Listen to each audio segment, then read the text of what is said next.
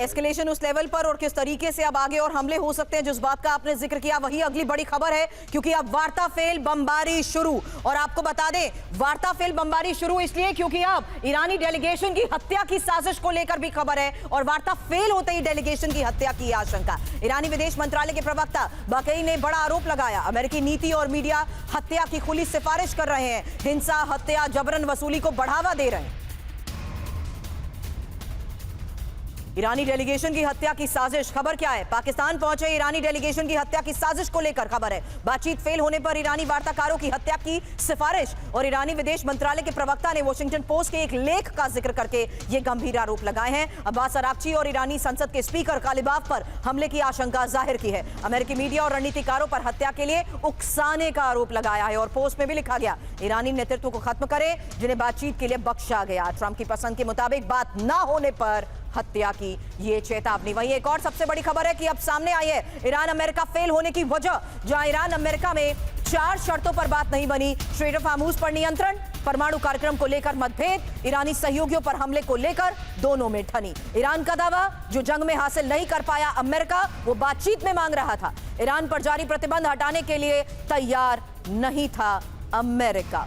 जल्द information wall का रुख करते हैं, क्योंकि वार्ता के साथ साथ धोखा और धमकी। ऐसा इसलिए क्योंकि शांति वार्ता के दौरान डोनाल्ड ट्रंप ने ईरान को कई बार धमकी दी है और वार्ता के दौरान ही नेतन्याहू ने ईरान से जंग जारी रखने का ऐलान भी किया है। वार्ता के ही दौरान हॉर्मूज में अमेरिकी डिस्ट्रॉयर ने घुसने की है कोशिश। और सबसे बड़ी बात, वार्ता के दौरान किस तरीके से लेबनान पर लगातार बमबारी जारी रही। वहीं बातचीत फेल होने पर जेडी वेंस की ईरान को वार्निंग को लेकर खबर है। बातचीत फेल होना ईरान के लिए ज्यादा बुरी खबर है। ईरान ने हमारी शर्तों को स्वीकार नहीं किया है, हम किसी समझौते पर नहीं पहुंचे हैं।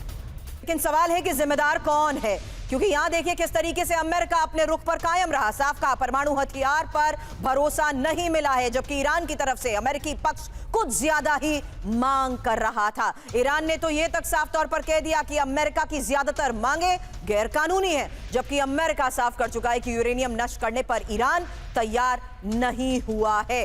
हालांकि एक और बड़ी बात, स्ट्रेट ऑफ हार्मूज पर बात नहीं बन पाई है, जबकि अमेरिकी लालच की वजह से यह बातचीत फेल हुई है, ये ईरान ने साफ कहा और कहा कि ईरान को परमाणु कार्यक्रम जारी रखने का हक है, जबकि अमेरिका ने कहा कि हमने ईरान को बेस्ट ऑफर दिए थे।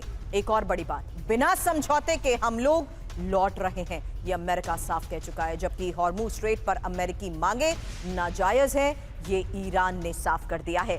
वहीं जो जंग से नहीं ले पाए अमेरिकन, वो अब अमेरिका बातचीत से लेना चाहता था और ईरानी पक्ष को हमने अपनी सीमा भी बता दी है। ये बात अमेरिका की तरफ से साफ हो चुकी है। लेकिन अभी भी सबसे बड़ा सवाल है कि बातचीत फेल हो चुकी है तो जिम्मेदार कौन है, क्योंकि दोनों पक्ष अपनी अपनी तरफ से अपनी शर्तों के साथ बातचीत करते रहे, लेकिन कोई नतीजा नहीं निकला। वहीं शांति वार्ता के दौरान गोल्फ खेल रहे थे डोनाल्ड ट्रंप। ये तस्वीर भी आपको दिखाएं उससे पहले ऑगस्टीन सर, विनोद सर, आप ही के पास आ रही हूं।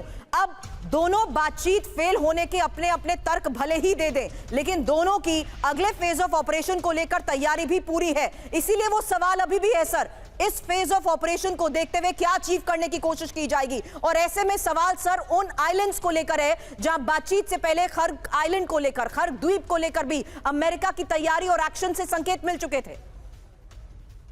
बिल्कुल छुरबी जी, मैं इसीलिए मैप मेरे पीछे लगाया हूं ताकि दर्शक समझ जाएं कि ये हॉर्मूज स्ट्रेट का प्रॉब्लम कितना बड़ा है और इसको कैसे सुलझाया जा सकता है। मेरा ये मानना, मेरा व्यक्तिगत ये मानना है, और ट्रंप साहब ने भी ये कह दिए हैं कि नेवल ब्लॉकेड करेंगे और कुछ हद तक कर भी पाएंगे, क्योंकि इनकी जो मिलिट्री क्षमता जो है आज की तारीख में दुनिया में सबसे ज्यादा है। इसलिए मैंने मैप लगाया ताकि दर्शक समझ जाएं किस क्षेत्र की हम बात करते हैं। ये देखिए, यहाँ पे माइनिंग हो चुका है, जिसकी वजह से शिप्स जो हैं, आप ये कासिम आइलैंड के नेशनल वाटर्स, ईरान के नेशनल वाटर्स से गुजरने पे मजबूर हैं।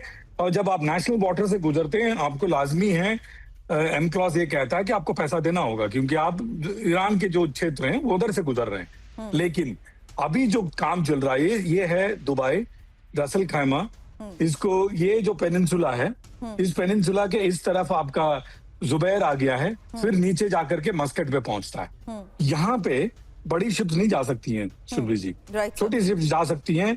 यहाँ पे माइनिंग किया हुआ है, डी माइनिंग का काम हो चुका है।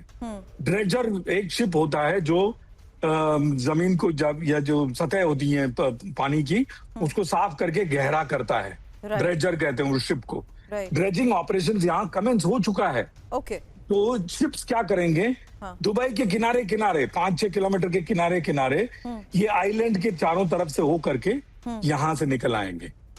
ये हॉर्मूज खुल जाएगा, आप लिखित में ले लीजिए। इस प्रोग्राम में हम लौट करके आएंगे।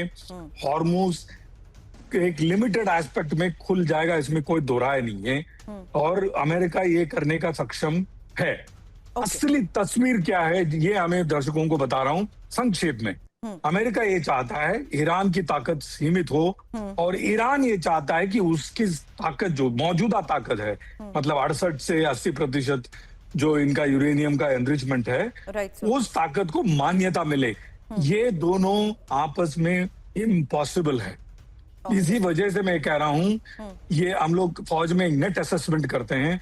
हम मौजूदा जो चीजें हैं, मौजूदा जो एक्शंस हैं, उससे फ्यूचर देखने की कोशिश करते हैं। Right, तो सॉफ्टवेयर से फ्यूचर देखते हैं, और कुछ चंद लोग इसमें ट्रेंड होते हैं, जैसे मैं ट्रेनिंग लिया हुआ हूँ नेट असेसमेंट पे। तो मेरा नेट असेसमेंट ये कहता है, जो अनईजी पीस जो है, अगली स्टेबिलिटी, Right, इसकी जो संभावना 40% है। इसमें क्या है कि दोनों के बीच में तनातनी चलती रहेगी। Right, sir. हूतीज मारे जाएंगे, हिजबुल्लाह मारे जाएंगे, हॉर्मूज खुल जाएगा, और ये आपस में चिटपुट लड़ाई करते रहेंगे। ये मेरा मानना है। Over to you. It's a never ending situation, लेकिन हॉर्मूज खुल जाएगा, ये बात आप कह रहे हैं।